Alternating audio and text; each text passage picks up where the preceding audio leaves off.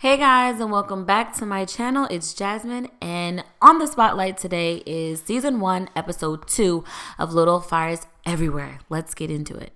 Okay, so this episode deals with the beginning of the school year, and I really like it because it compares the way the Richardsons and the way Mia prepares their kids for the first day of school. Now, Elena is very serious. She has everyone's lunches packed. She made them eat. She has little individual colored bags, and she is super organized. I like how she did the pancakes with the letters of everyone's name, all of her kids. It was just an extra step that she did. And I just feel like that is just really sweet of her. And it really shows you how much she cares about them and how much like she makes it a big deal that they're going to go on their first day of school.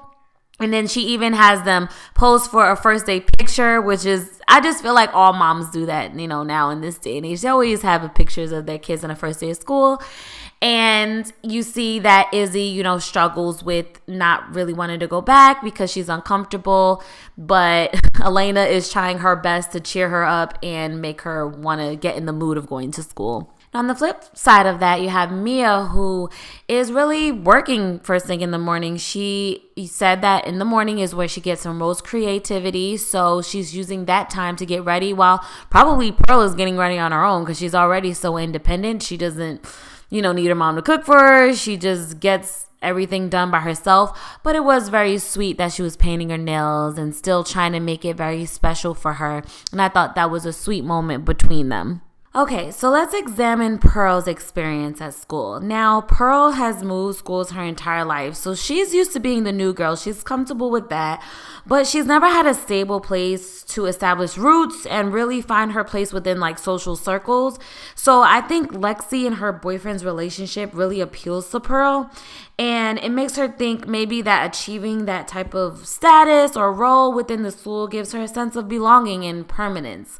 I really did not think she was the type of personality that would want to be like, girlfriend with a jock or anything like that because her and Moody had such a close relationship. But something about Trip, I guess, really appealed to her because she's like looking at him in class. And that was after seeing Lexi and her boyfriend together. So I feel like she kind of wants to emulate Lexi's behavior.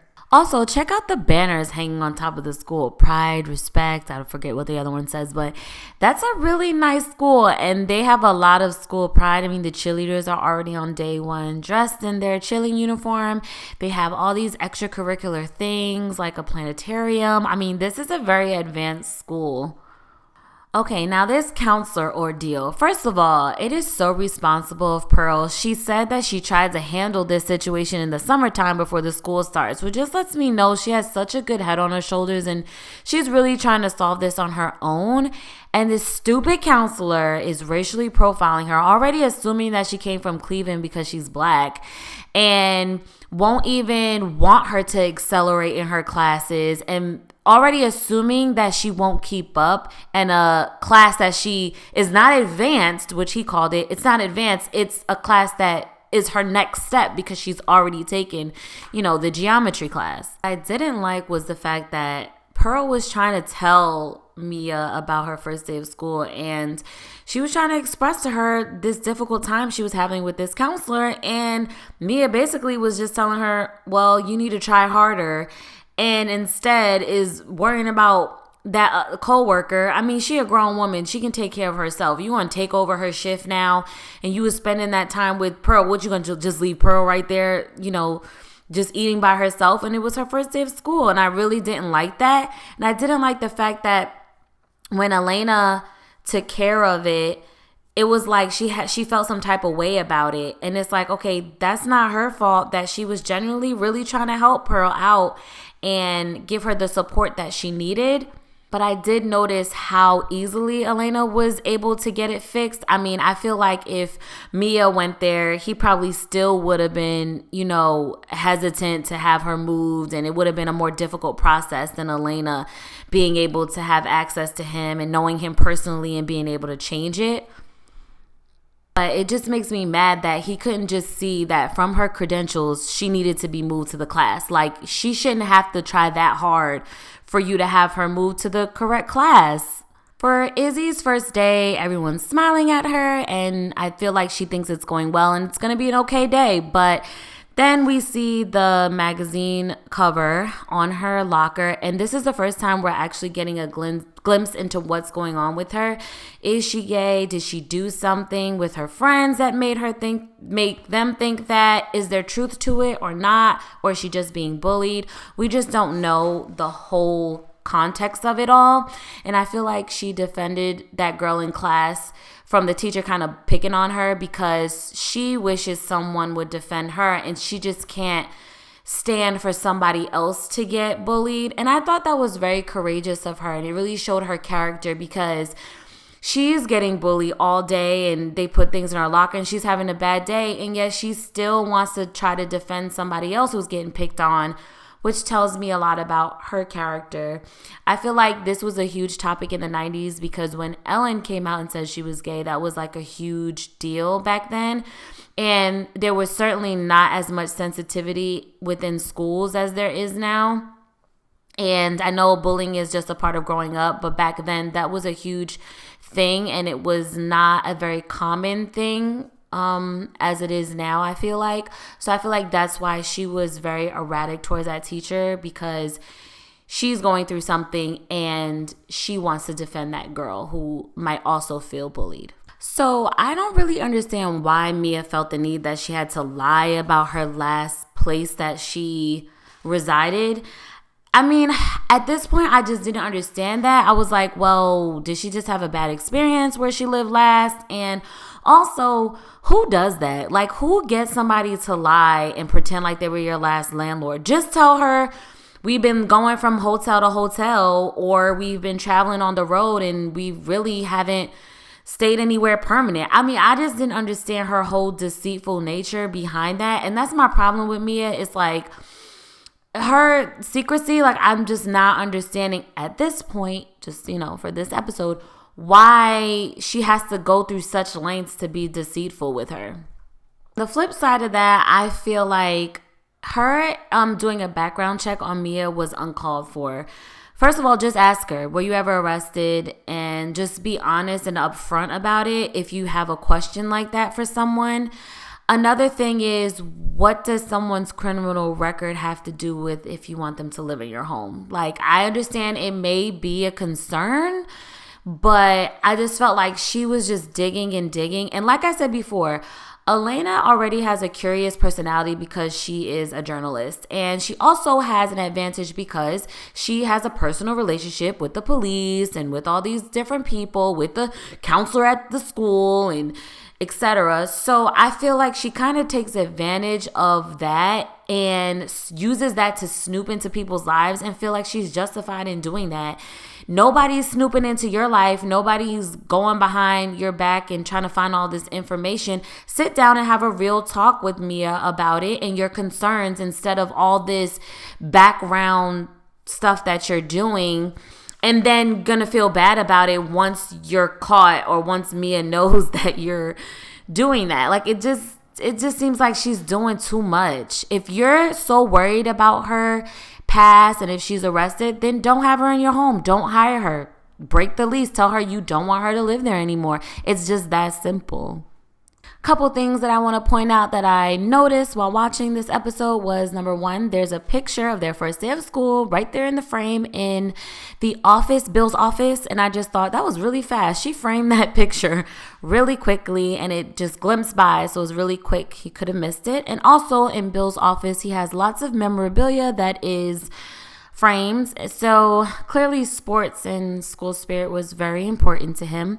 Another thing I noticed is that Bill is in the process of trying to quit smoking. There's Nicorette gum in his drawer, and in episode 1 he was peeling a patch off of his arm, which I'm guessing is like the Nicorette patch or a patch used to help you quit smoking. And at his office desk, there was a cup full of M&Ms, which a lot of times if you are trying to quit smoking, you do resort to snacking a lot on small snacks because you need something to satisfy your like oral fixation on. So I thought that was an interesting little detail. Okay, so while I'm pointing out details, let's get into this calendar chart. Now, each kid and every person in the family is on the left side. They have their own color strip, and then every event that has to do with them is in the coordinating color. And I also noticed that on Wednesdays and on Saturdays there is a date night with a little heart next to it, and we all know what that means. So I just thought it was cool to look into this calendar and really look at all the activities and all the things that were on it that make up this family dynamic. I also really like this shot right here of Mia pulling up to the Richardson house because it just makes her car look so tiny and the house is just so grand. I mean, everything is so perfect and the grass is perfect, and it kind of just has a double meaning, like how overwhelming even having the task of working in their house is going to be for Mia, because it's something that she does not want to do, but she's just doing for her own reasons of, trying to protect Pearl and understand the family a little bit more. Also in this episode, I noticed that Mia's personality is just very underwhelming. It's kind of standoffish. She doesn't seem happy. She seems very irritated a lot and unhappy within herself, and I feel like it has to do with her secret that she's keeping. It seems like it's a dark cloud that's overwhelming her and just making her standoffish. Okay, so one of the final things I want to talk about is this book club. First of all, I like this friend right here, the lady who actually picked the vagina monologues. I actually remember the vagina monologues. I feel like this lady is very in touch with being a woman, and she brings up some really important topics to talk about among these women, and I'm not really sure why all of them are so uncomfortable with it. Like, you're around your closest friends. You should be able to open up and talk about personal topics. I didn't understand why she was met with so much resistance towards her pick for this book. Obviously, Mia was trying to compensate for the fact that Elena thought she was a criminal, and she tried to save her during this speech that she gave at the book club meeting. And I also like the fact that they were able to connect to each other on being a mother, because that is really what they have in common, and I feel like they have a shared experience and they have more in common than they actually realize. It also gave a glimpse into Elena's thoughts about Izzy and the fact that probably Izzy's resistance toward her really bothers her on a deep, deep level, which brings me back to the fact that that's probably why she couldn't even say anything the day Izzy wrote that on her forehead, "Not your puppet," because it hurt her so bad that she probably just didn't even have words for her. It was encouraging to see these two connect on a real level and really be honest with each other about the struggles of motherhood. It lets you know that they could potentially be friends if Elena wasn't so evasive and Mia wasn't so guarded. Maybe they could have a relationship that's profound. And what's up with the fact that Elena has never seen her vagina? Like, girl, you done had too many kids for you not to have seen what your vagina looks like. I'm going to need you to get it together and know what that looks like. I thought that was just so silly, her laughing and she finally looked at her vagina. It was a cute part, but it was just very interesting that she actually never seen it for herself. All right, guys, this is all that I have. Thank you so much for watching. Please like and subscribe, and also comment where you are from down in the comments, please. I would love to know. I will see you next time. Bye.